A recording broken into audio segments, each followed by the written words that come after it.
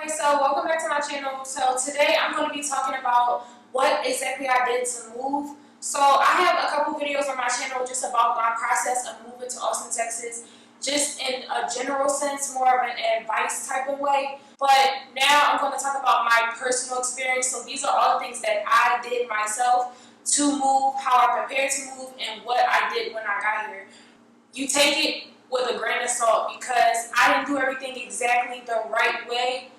But I feel like videos like this can give you a context more than just like a general statement. So, okay, so I'm going to start off in different categories. So this is going to help people if you're just looking for a specific thing or information on one part of, how to do this. I'll put timestamps in the description box, and I'll categorize what I'm talking about or whatever. So first I'm going to talk about my plan. So like I stated in my first video I ever posted about this, I chose to move to Austin based on my cousin. Our cousin recently moved to Houston, so we decided to move to Texas as well. And then I didn't want to go to Houston, so I did research on the internet through Google and just watching YouTube videos and stuff like that, and I chose Austin.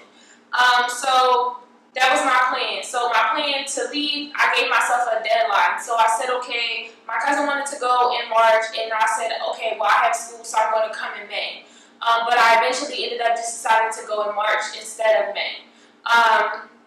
So I also gave myself that deadline so that way I can take off work. So I went to my job once I decided on a definitive date, and I let them know, I'm moving at this time. So because I did that, that forced me to have to leave. So you have to find something that's going to push you to do it, because if you wait and contemplate it, you're going to find all these reasons why you shouldn't do it or whatever. And it's really going to hinder you, and you're going to regret it later. So I had to think about jobs. So in my other one, I talked about getting a job and all that stuff. So I went to my job, and I know that my job is a national company at least. Do they have places in this place that I'm going to, as well as how do I transfer if I wanted to? So they instructed me on how to do that, and for my job, I was in security, so I basically had to go to my job security site, log in as a current employee, and then fill out applications for new locations that I was looking for. And it worked pretty well. I got responses the very next day because people were looking for new officers or whatever. And the pay was slightly bit better, but it was just a job, and sometimes you just need something to make you feel secure. So I had interviews lined up like for the day after I arrived in Austin, Texas because of that. Other ways that you can find jobs is, just wait until you get there, because we also drove around and found jobs and stuff like that when we got there. So then I had to decide, okay, now I have my date, I have where I'm going, what am I bringing, and what is my plan when I get there. So when I decided, what am I bringing, at the time, I was staying at my mom's house, but I had just moved to my mom's house probably like a few months prior. So all my stuff that was in my own apartment that I had before I moved to my mom's house was in storage. So I had furniture and everything like that. And if you're moving, the best, if you can bring stuff that you already have, either from other family members, or if you already had that stuff like a bed, a couch, a TV, all that stuff, so you don't have to re-buy it, it would be best for you to just bring it with you.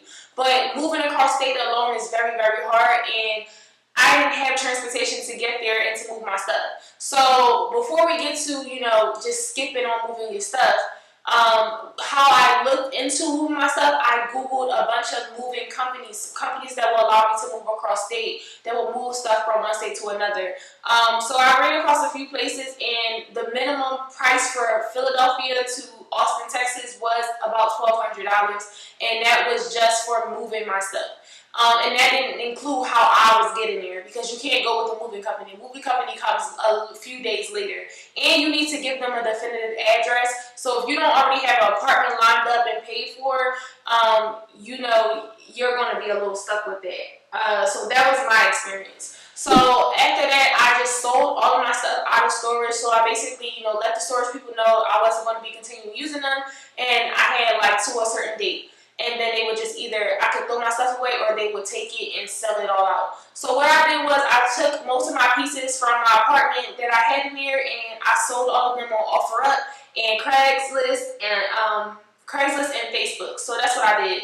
I got most of my stuff out. I sold shoes, clothes. I sold furniture, everything, all new stuff, old stuff. It was everything, and they all flew. And I got like minor prices for it, so it was okay. And then some of it I ended up keeping at my mom's house that I really wanted to keep, but I wasn't able to bring with me. So then I had to decide how I was getting there. So coming back to the moving my stuff part, before I decided I was going to move my stuff, my cousin and I were like, okay, well maybe we should drive. It's a 24-hour drive, but if we're all together, we'll be okay. So we decided, okay, well, if we drive, are we going to rent a car? Do we buy a car here and then drive that car down there? What do we do? So we looked into Hertz, Avis, a bunch of different places that rent cars and allow you to return them in a new city. So you have to make sure that tagline is there, that they allow you to return in a new city. So most of those places did not allow you to, but some of them did. And then if they did, it was way, way, way higher than the normal price. So a normal rental, it will run you about $800 at a traditional place. So this rental place, like $800, but that's the $400 down because I was 24 and under, and then like the $400 down, and then that was the $400 for the actual rental, and they hold that until you're done, blah, blah, blah. So we were like, okay, that's a bit much, but that's our cheaper option. That was cheaper than $1,200 for the U-Haul. And we could bring as much stuff as we could pack in this car and with us, and we could, haul it around or whatever. So we had that option. And then we looked into renting a U-Haul or a budget truck and moving the stuff and hauling the stuff ourselves. And U-Haul and budget did allow us to return to a new city, but like I said, they weren't unlimited miles. Budget was unlimited miles, but returning to a new city was still a higher price, and all of it fell around $1,000 or $1,200 or whatever. So all of that was just off the table, and I had to just part with my stuff because I was determined to go, and it was just whatever. So then I started to call different apartment buildings, looking up where I would want to live. I was looking up, I was doing a lot of research as far as like demographics and stuff like that, because what you know from the South based off of where you live in Philadelphia and places like that, like we don't really know much about the South unless you know people that live in the South, or if you're more of an informed person. But honestly, we all take things at face value, what we get on the news and the media and stuff like that. So from what I knew, it was kind of scary. I wasn't sure if it was like really racist here, or more white people and like in a hostile environment, maybe like police brutality against black people, all that type of stuff that you see on the news about southern states. Obviously it happens up north as well, but you live there, so you have more of a context. So the next thing we had to figure out was how we were going to get there. So when we decided we were going to get on the airplane, we had to say, okay, well, we had to figure out how we were going to bring our stuff. So we were debating if we should get multiple suitcases, boxes, or whatever. We opted for just some large suitcases. We both got 2 large suitcases each. And I basically just packed up all my clothes, and all my clothes didn't fit, all my shoes didn't fit. I sold some of my clothes, some of my shoes that I just wasn't wearing in the first place. So I ended up paying overweight fees for my bags and stuff like that, which was fine. I was prepared for that. My plane ticket from Philadelphia to Texas was about $100 for just me.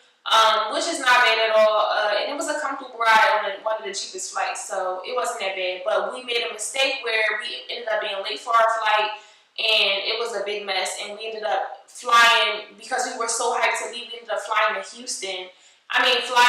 Las Vegas and staying in Las Vegas overnight, and then flying from Vegas to Houston. And we had to take a Greyhound, and then because we were taking the Greyhound, we had to lug all our stuff off the plane, out of the airport. We had to take a cab, which was $70 to the Greyhound station from the Houston airport. And then we got in the Greyhound, but then we had to take our clothes out of the suitcases because they were overweight already for the plane, but they were also way too overweight for Greyhound. So we had to separate the clothes and put them in a different area, whatever, blah, blah. So while we were in the airport overnight, I started to look up, ways to rent a car, ways to get around, where to stay. Because at this point, we hadn't had an apartment or anything. I had did research, but I didn't have anywhere to live. So we were like, okay, well, we might just have to stay in a hotel. Hotels are expensive as fuck here, so we stayed in a motel. We booked the hotel ahead of time, so like the day before, and it wasn't an issue. It cost us about $300 for an entire 7 days, which wasn't bad. But yeah, so we stayed in a motel for 7 days, and then that same night we were in the motel. When we first got there, I found this app called Turo, and I'll put the link below, whatever. And basically that's for people who want to rent a car, but you're renting it from directly from the person whose car it is. So instead of you renting from a company and paying all this money, down payments and insurance, all that stuff, and then not trusting you because of your age or how long you've been driving, you can go on Turo, and it's regular people putting their cars up for rent, and then you take their car for however many days, and then Turo insures the cars through the app.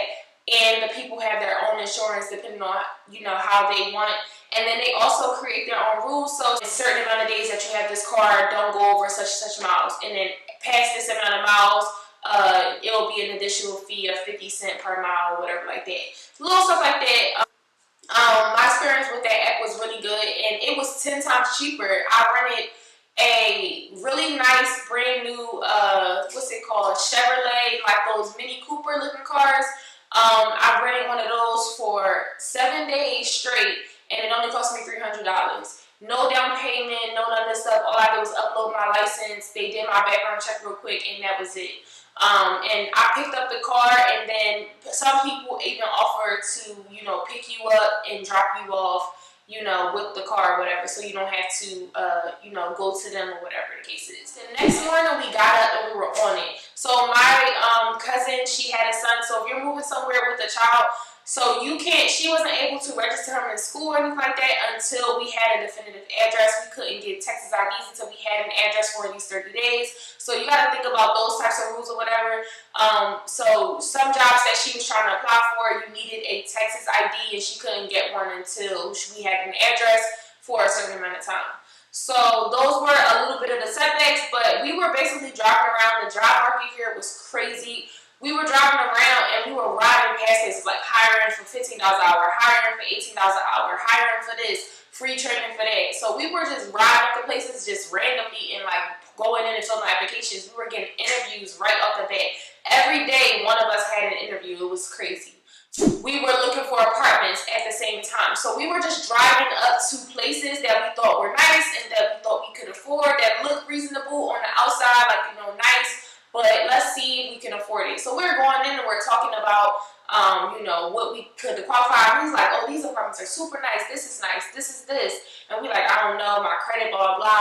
One thing I can say about Austin, I'll talk more about this in a video that I make later down the line, but most of the places don't penalize you as much for having bad credit. They just make you pay a higher fee. So you can pass the background check, have all the credentials and the earnings and all that stuff to get into an apartment.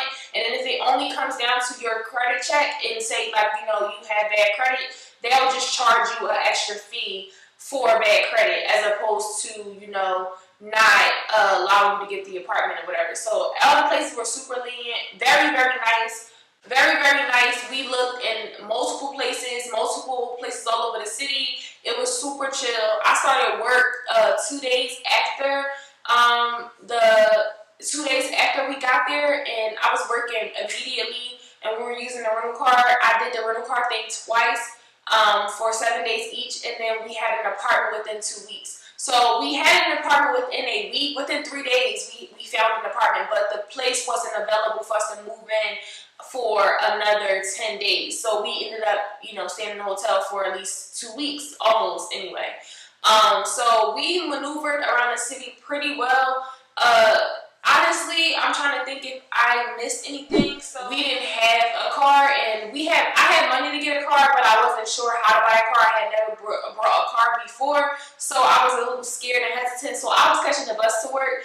It's the capital of Texas, but it's still not an urbanized city, so that's why. But I had experience with that, but honestly, it's just your time management. Like the buses will run 30 minutes to an hour apart, take forever to get where I go. But once I learned it, I just downloaded this app called Transit, and it just told me, okay, if I want to get to this destination from here, how, like, it told me, you know, step by step, get on this bus, walk 5 minutes here, make a right, and it will track you as you're going. And I was fine. Like, I got there if I knew that this is telling me ahead of time, and you can put the time so that way it can line up with the bus schedules and stuff like that. That really worked well for me. I did use Uber and Lyft a lot, but I tried to minimize it as much as I could, because it really sets you back when you realize, like, damn, I'm going farther than I thought. And like, because it's so spread out, a ride that may take you 5 minutes and cost you $7 in Philadelphia is going to cost you $20 in Austin. And then, you know, the rates, and you know, and then the heat is like a surge factor here, as opposed to like I'm not opposed to, like, in like comparison to like the snow up north or whatever. So all that type of stuff goes into it. It was hard, but it wasn't like impossible, honestly. Like, I got through it, and I'm glad I went through the experience, because now I know if I can move here and start my life all over and succeed here, then I know I can do it somewhere else. So hopefully this was very helpful to some people, give you a little more insight on, you know, how to go about doing certain things, not just a generalization. I really appreciate it if you liked the video. Comment down below if you have any extra questions, and make sure that you subscribe to my channel so you can see more videos that will help you this one. So thank you so much for watching, and have a good day.